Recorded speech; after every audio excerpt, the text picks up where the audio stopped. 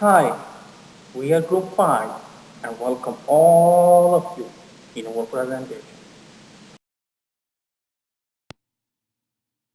We will first begin with the alternate level of care and how it affects the hospitals, introduce our recommendation to which will help solve the problem, discuss the benefits and risks, as well as performance measures and targets. Alternate level of care. What is the ALC? The patients waiting for an appropriate level of care to meet their needs are termed ALC by the healthcare system.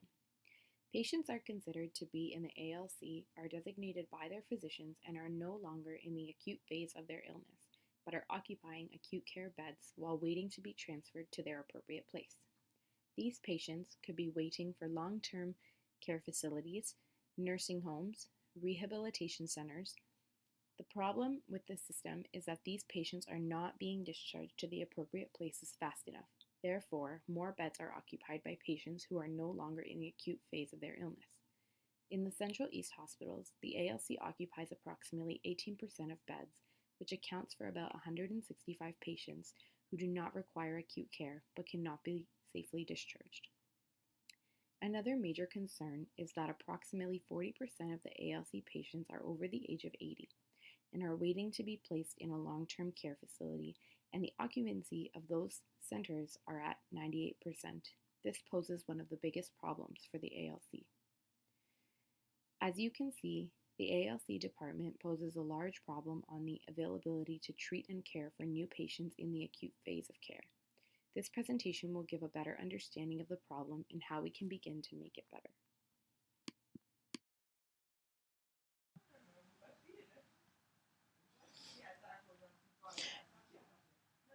Human resources should be implemented into our system with regards to our healthcare system in Ontario. The continuous results must be acceptable and efficient in Canada.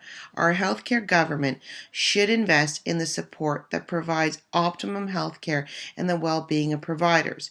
This will ensure the quality for patient results, efficient healthcare, professional performance, as governments and healthcare investors should work to develop the current and future needs, since our population is growing and we need to accommodate these changes in our healthcare. Proper planning for changes should be immediate and focus directly in the human health resources section in order to continue with planning, maintaining, sustaining, and reducing the costs of healthcare. The human health care resources planning can and will continue to develop substantial information regarding the needs of the providers and the public. The human resources can provide support in hiring people in various departments. The human health resources staff can also assist with matters which also include job responsibility, employment, evaluation, contracts, as well as employee dismissal. Healthcare professionals hired will participate in feedback sessions, which include all group discussions and in-depth training sessions. Human resources will develop the training facilities the staff requires, which will benefit with knowledge, cost-effective choices, as well as responsibility. The well-trained professionals will be placed in the correct departments, and the staff then will be able to utilize them better, and this will increase the transition process quicker for the next level of alternate care. The education provided will benefit the entire healthcare system. According to 2001 census, 1,80,000 seniors that represent 13% of the total population in Central East. Allocation of single registered nurse for a geriatric ward of 9 to 10 old people. 3 registered nurse for typical 28 bed ward. That means 6 patients per nurse. 55% of members of Royal College of Nursing. That means there are still 45% shortage of nurses. 61% nurses admit that there is too much workload and pressures during their shift. 1,35,000 nurse vacancies that represent 8.1% in US only are some facts that inform what? A single truth, that is, great shortage of medical staff and there is immediate need of hiring trained staff.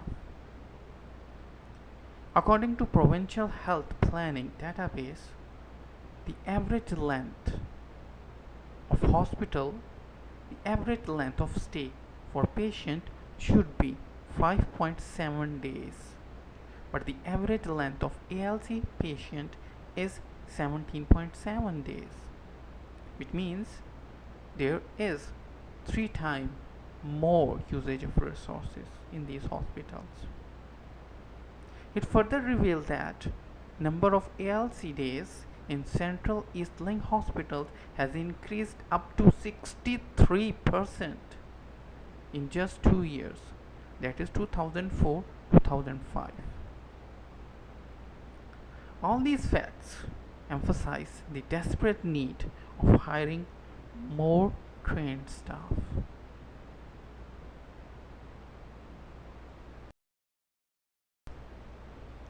Although hiring new staff will solve the problem at some extent, but we cannot neglect the importance of education and training of working or hired staff. This human power is the asset in any hospital as they are experienced, but they also need regular training to update their knowledge with the advancement in the medical field too, right? They have to equipped with the latest technology and resources. Let me give you a scenario in which a medical center is equipped with the latest technology, but there is absence of a trained human power. Then who and how will operate these advanced technologies? Then it is useless, right? We have to train our staff and provide regular training to keep up to date with the advancement of technology. We have to introduce them with the right care, right place, right time concept in Central East Link Hospital or any other hospital to improve the health status.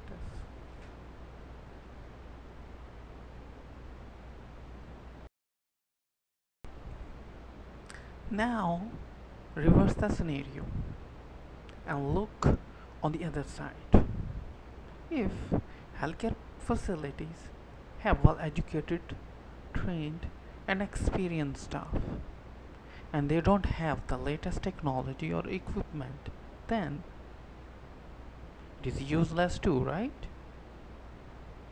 The healthcare facilities should equip the manpower with the latest technologies and equipment that will change the outcomes dramatically. Healthcare professionals, along with facilities, has to equipped with the latest technology. Then there will be revolution and transformation in the working condition that will transform our healthcare facilities into a perfect place of healing and recovery.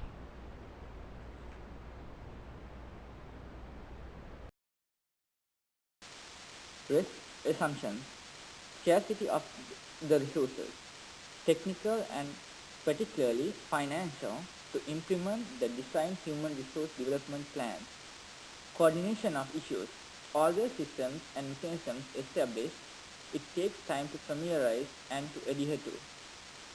Challenges, attitudinal changes of health staff for smooth functioning in interprofessional framework is not easy. Unmatching patient to staff ratio in shift work, absenteeism, workload and pressure. Risk management strategies.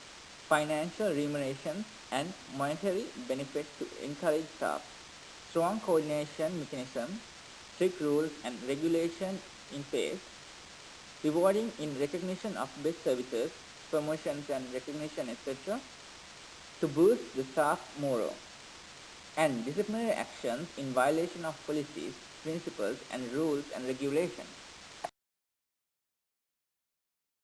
The performance measures are to reduce prolonged wait times for alternate level care designated patients, to focus on patients' health requirements, to receive advice from the community, to expand acute and long-term care.